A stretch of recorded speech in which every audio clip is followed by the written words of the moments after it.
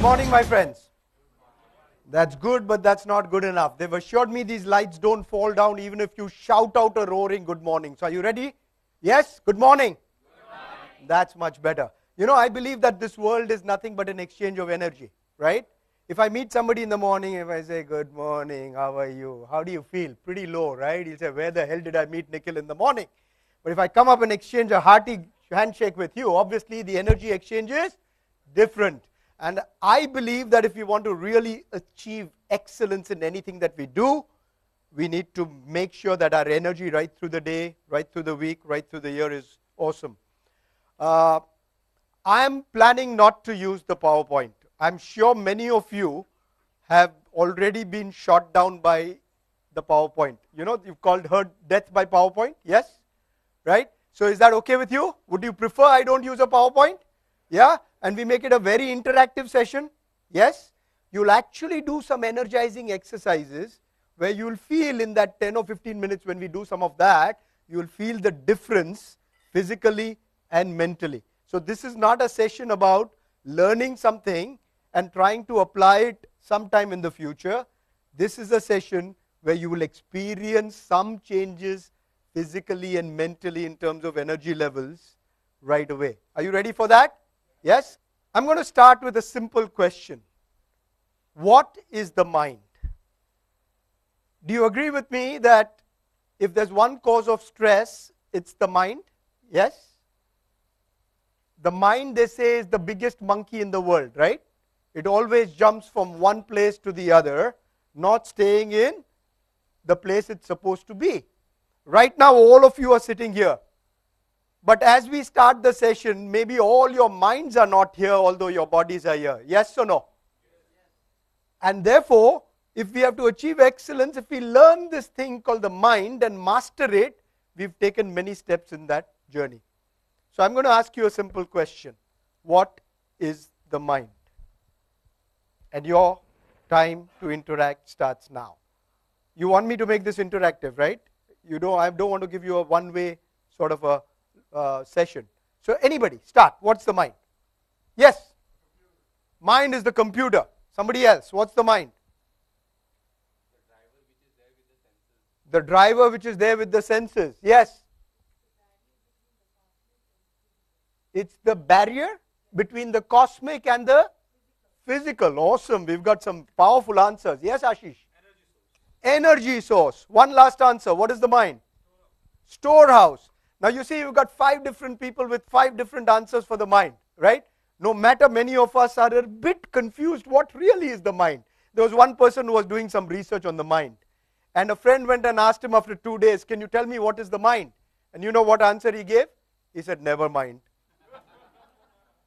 So some of us are in that state. You know, we talk about the mind, we know we should master it, but when it comes to giving an answer, we've got 5 answers. With 50 people in the room, we would have 50 answers. And so what really is the mind? For me, my simple definition of the mind is a flow of thoughts and emotions. You break it into 2 parts. What is it? It is a flow. Anything that flows has energy. Water that flows in a dam generates electricity. The same water, if it is not channelized, can create floods and destruction. Similarly, the energies of our mind, when focused towards our personal and professional goals, can give us phenomenal results. Otherwise, sometimes we are taken away from those goals. Do you agree with me? Yes? So, lesson number 1, point number 1 for today. From today, we are going to be more aware of this monkey called the mind. And through some of my exercises, I'm going to make you experience what happens when your mind is calm, what happens when your mind is not so calm. We'll do that a little later. The second and most important thing to achieve excellence is to be very good listeners. Is there a difference between hearing and listening? Yes, there is, right? So who'd like to share? What's the difference between hearing and listening in one line? You hear a sound. You register the sound. Yes. Yes. That becomes listening. One more answer. Yes. Awesome. If the mind is not here, you're only hearing me, but otherwise it's not listening, right? So hearing is a physiological process. Sound waves vibrate, hearing takes place. Supposing I clap. Can you all hear the sound? Yes. Can people outside hear the sound? No, because it's within the audible range. But people sitting in this room, as you rightly said, may hear my words, but may not be listening, because listening is at a much deeper level. Hearing starts with the ears, but listening also happens with the eyes. Eyes, and therefore we call that what? Non-verbal listening. Listening also happens with the mind, and that is what we call attentive listening. Listening also happens with the heart, and that is called empathic listening. Putting yourself in the place of the other person, right? So, do you agree with me that if we can start becoming better listeners, not only will we achieve excellence, but we will be less stressed and we will be less a cause of other people's stress. How many of you have come across people who don't sort of listen to you, and because of that you have been stressed at least once in your life? Raise your hand up. At least once in your life. Everyone, right? Everyone. And the only thing is, we don't know how many times we have been a cause of stress because we were also not listening to somebody when we really had to listen. So listening is very, very important. Now we come to what is stress itself. Do you agree that stress levels are rising? Yes? Worldwide? Yeah, everywhere in the world for so many reasons. Give me some reasons for stress. Yes?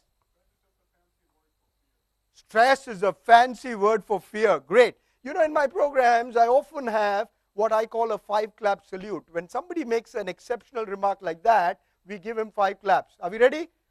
1, 2, 3, 4, 5. That's it. And we stop at 5. You know why? Because if you don't stop at 5, we know who is not paying attention in this room. So everybody is now attentive, right? I've got that check-in system, but everybody becomes more attentive. More important, clapping is good for your health. How many of you knew that? Most of us? But do you clap at least 200 times a day? No. Where is the time to clap? When you clap, your acupressure points are stimulated, and all that is good for your energy, and that is good for managing your stress, right? So, awesome. Good. Thank you very much. What else? What stress is another form for fear. Fancy name. Somebody else. What is stress for you? Pressure. What else is stress? Feeling of being overwhelmed. What else is stress? Anxiety. What else? One last. Yes? What is entering?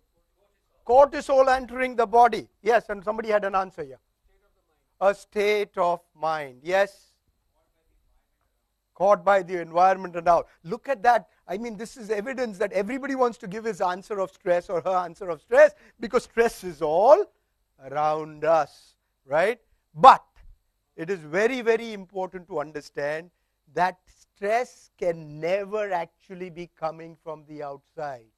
The best definition of stress for me is stress is our internal response to a situation we find hard to manage. Break that into 2 parts. Stress is our internal response. That is the most critical part to identifying and dealing with stress. If it is our internal stress response, do we have more control or less control? More control. If it is external, we have less control, right? But the minute we say it's our internal response, then nobody, no situation in the world can cause us stress unless we allow it to cause us stress. Do you agree with me? Yes? So saying that the government, saying that our customers, saying whatever, that's no reason. Those are challenges. Those could be difficulties. Those could be problems. But they would not cause you stress unless you allow it to cause you stress. That's very critical. So, what happens if you don't manage your stress well? We understand that stress is harmful, right? What happens if you don't manage your stress well? Yes? Yes. Health problems. Health problems, the biggest problem. People are facing early deaths, heart attacks, even some forms of cancer, blood pressure, cholesterol levels. Everything, a lot of is attributed to stress. Because there's something that we call psychosomatic diseases. We've heard that, right? What is psychosomatic diseases? Diseases that originate in the mind, the psyche, and manifest in the body, soma, which is the Latin word for body. So, lot of diseases today. Earlier in our life, in human beings, there were a lot of germ-oriented diseases. Diseases that were caused by germs. Today, more of them, because of good medicines, because of vaccinations, we are able to prevent all those diseases, but we are not able to prevent the lifestyle diseases that have started coming in because of stress and other factors. Do you agree with me? Yes? So very, very critical that we understand that health will get affected. What is your definition of health? Anybody can tell me a definition of health? One line? If we say health is affected, what really is health? Yes? Physical and mental well-being. Yes? State of physical, mental well-being. Same thing. Anybody else? Yes?